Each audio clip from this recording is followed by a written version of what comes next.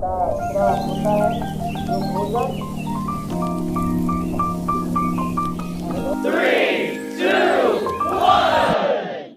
हुआ भोजन का अवशोषण क्षुद्रांश की भित्ति पर एगो छोटा छोटा छोटा छोटा छोटा छोटा है ना रुधिर वाहिका में चला जाता है, वो उससे निकाल करके, और यही परिक्रम जो है अवशोषण कहलाता है।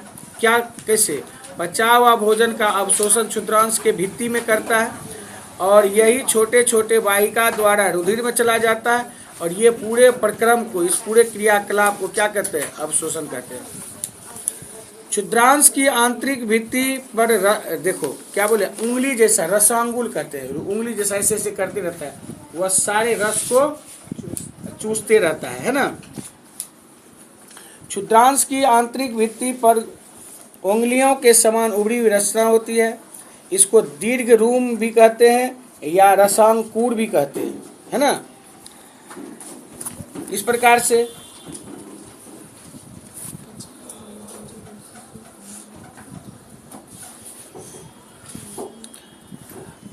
जब ये दीर्घ रोम के जो स्तर होते हैं वह पचे हुए भोजन का अवशोषण कर लेता है, अवशोषित पदार्थ को स्थानांतरित करके नहीं खून में परिवर्तन कर देता है।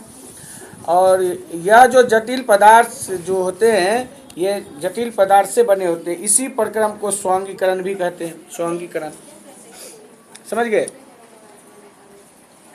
बृहदांत क्या होता है? ये बृहदांत क्षुद्रांत की अपेक्षा चौड़ी और मोटी होती है। बृहदांत्र किसको कहते हैं? बड़ी आंत को कहते हैं। बृहदांत किसको कहते हैं? बड़ी आंत को कहते हैं। ये बड़ी आंत की जो लंबाई होती है ना 1.5 मीटर की होती है। बड़ी आंत की लंबाई कितनी होती है? 1.5 मीटर की होती है। इसका मुख्य कार्य जल का अवशोषण करना, लवणों का अवशोषण करना। बड़ी आंत जो है ना वो जो है जल और खनिज लवण को अवशोषित करता है। पचित पदार्थ आमाशय में चला जाता है और अर्ध मल के रूप में जो पचा हुआ अवशोषित कर लिया, जो बच गया वो मल के रूप में बाहर चला जाता है। इसी क्रिया को निष्कासन की क्रिया कहते हैं। घास खाने वाले जंतु में जो पाचन होता है ना, मानव के पाचन से कुछ अलग होता है। जैसे गाय भैंस बकरी जो होता है शाकाहारी कहलाता है, वे समय रहते क्या करता है, सब खाना को जल्दी जल्दी जल्दी जल्दी करके वह रूमिनेंट में लेके जा करके जमा कर लेता है, और जल्दी जल्दी, है ना। जैसे रूमेन में जा करके जमा हो जाएगा तो रूमिनेंट में आमाशय 4 भाग में बटा होता है। रूमेन में भोजन का आंशिक पाचन होता है, हल्का हल्का होता है, फिर उसको मुंह में ले करके मुंह देखो, शाकाहारी जो जीव होगा उसको क्या देखते हो? बकरी को, गाय को, है ना। हाँ, इसको कहते हैं पाज कहता है। तो मुंह में लेके उसको चबाते रहता है उसको, लेकिन पाज नहीं कहेंगे हम लोग, आम भाषा में कहते हैं उसको जुगाली भी कहते हैं, है ना। जल्दीबाजी में खा के पेट तो भर लेता है, बाद में उसको निकाल करके क्या करता है? चबा करके उसको छोटे छोटे मैन कर लेता है। कभी कभी क्या होता है कि कभी कभी आपको जल रूपी पतले मल के रूप में निष्कासन होने लगता है, जिसको हम दस्त कहते हैं। यह संक्रमण खाद्य विषाक्त या अपच अनडाइजेशन के कारण होता है, जो कि हमारा आमाशय उसको ग्रहण नहीं किया, है ना, और उसको क्या करता है कि पचा नहीं पाता है, बाद में वो दस्त के रूप में हमें, या तो उसके साथ कोई बैक्टीरिया वगैरह सब चला जाता है अधिक मात्रा में। और यही ज़्यादा होने पर, है ना, क्या होता है, जब उल्टी दस्त दोनों शुरू होने लगता है तो शरीर के अंदर का जो होता है पानी कम जाता है, और वह जब पानी शरीर के लवण और जल घटने लगता है तो शरीर कमज़ोर हो जाता है। कभी कभी पानी भी चढ़ाने का नौबत आ जाता है। उससे पहले क्या करते हैं, ORS का घोल चढ़ाते हैं, ओरल रिहाइड्रेशन सॉल्ट, यानी कि जीवन रक्षा घोल बना करके उसको पिलाया जाता है। समझ गए। इसी प्रकार से अमीबा में संभर एवं पाचन। अमीबा जलाशय में पाए जाते हैं, पानी में, तालाब में, नदी में, है ना। यह एक कोशिकीय जीव होता है। ऐसे जीव जो एक ही सेल से बने होते हैं। सेल किसको कहते हैं? सजीवों की संरचनात्मक एवं क्रियात्मक इकाई को क्या कहते हैं? सेल यानी कोशिका कहते हैं। अमीबा की कोशिका में एक कोशिका झिल्ली होती है, एक गोल सघन केंद्रक और केंद्रिका होते हैं, जो दर्भ के बुलबुले के समान अनेक धमनियां होती है। अमीबा निरंतर अपनी, देखो अमीबा क्या होता है, एक जैसा आकार का नहीं, कभी गोल हो जाएगा, कभी ऐसे हो जाएगा, कभी टेढ़ा हो जाएगा, कभी यू आकार हो जाएगा, कभी एक्स आकार का हो जाएगा, वह बदलते रहता है। अमीबा में क्या होता है कि एक छोटा छोटा छोटा बाल जैसा प्रवर्धन निकला हुआ रहता है ना, उसको कहते हैं पदार्थ, है ना, यानी कृत्रिम पाँव भी कह सकते हैं उसको। और जो इनमें गति प्रदान करता है चलने में, है ना। फिर क्या होता है, उसके अंदर जो होता है अंत ग्रहण करने की, जैसे ही ऐसे मुड़ा तो खाना को अपने अंदर लिया। इसमें भी एक ही केंद्रक होता है, और ये खाना जब जाता है तो खाद्य धानी में चला जाता है, और यह खाद्य दानी क्या करता है, एक प्रकार का रस स्रावित तो होते रहता है। ये खाद्य पदार्थ पर क्रिया कर करके सरल पदार्थ में बदल देता है।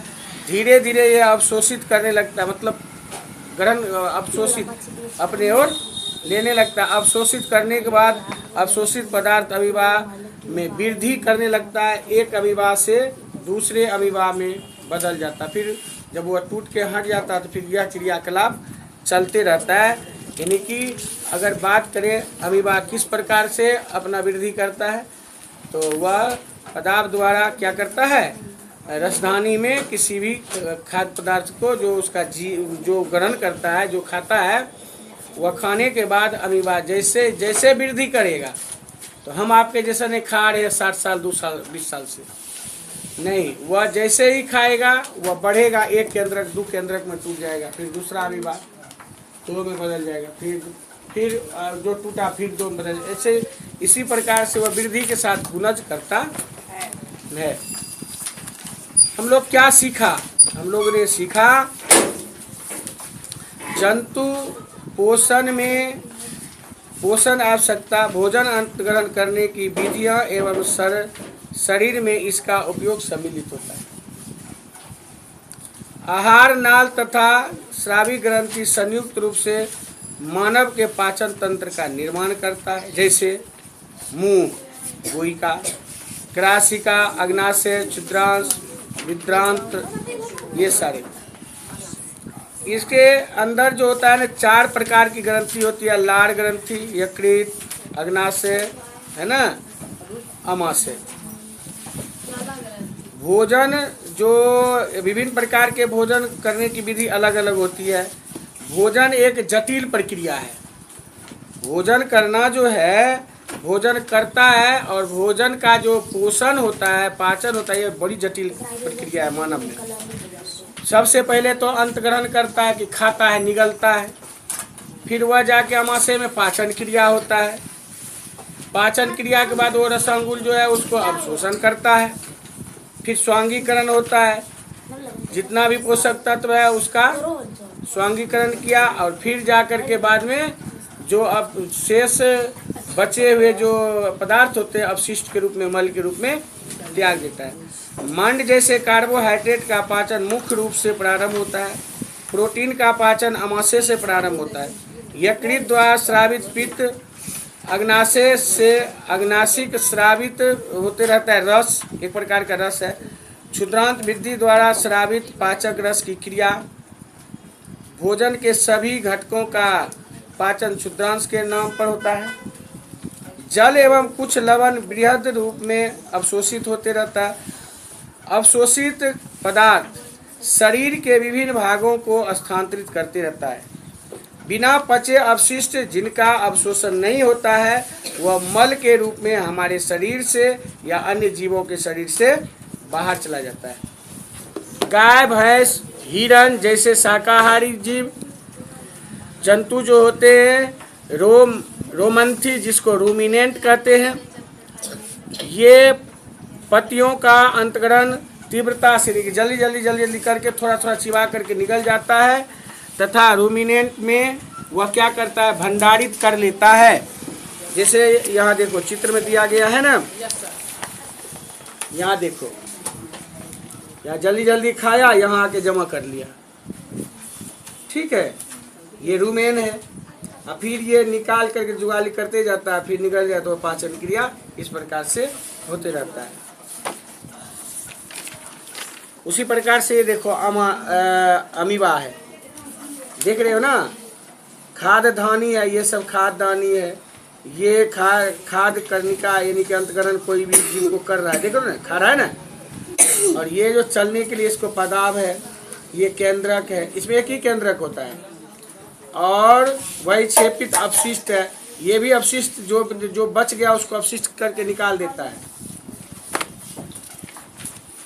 उसी प्रकार से अमीबा में भोजन का अंतकरण पदार्थ की सहायता से होता है ना, और इसका पाचन करके खाद्य धानी में चला जाता है। जिस प्रकार से पाचन करने के बाद देख रहे हो ना, ये अपशिष्ट, और ये जैसे ही खाया ये खाद्य धानी से इसमें गया और पाचन करके अपशिष्ट पदार्थ को बाहर कर दिया।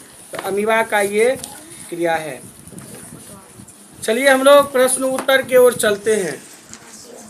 उचित शब्द रिक्त स्थानों की पूर्ति कीजिए उचित शब्दों से। मानव पोषण के मुख्य कौन कौन से चरण है, इसको फिलअप करना है।